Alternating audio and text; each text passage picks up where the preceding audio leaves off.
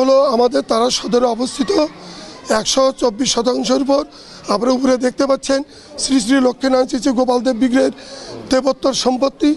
এই সম্পত্তির কিছু সম্পত্তি উসাইকল মৌজাতে আমাদের আছে, যা S record, RS record, CS record আমাদের বিগ্রহদায়ের নামে, যা 2012 সালে অবমুক্ত করে আমরা 53 বছরে 4 লক্ষ টাকা সরকারের রাজস্ব দিয়ে আমাদের দখলমুক্ত করে আমাদের লিজ দেওয়া আছে।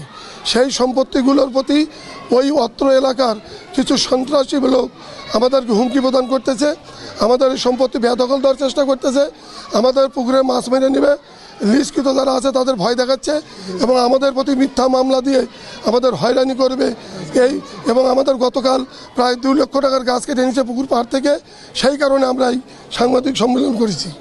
চাওয়া যে দেবোত্তর সম্পত্তি রক্ষার দায়িত্ব সরকারের। আমরা সরকারের কাছে অনেক কপি দিয়েছি, ডিসি স্যার পর্যন্ত কোনো ব্যবস্থা করা হয়নি।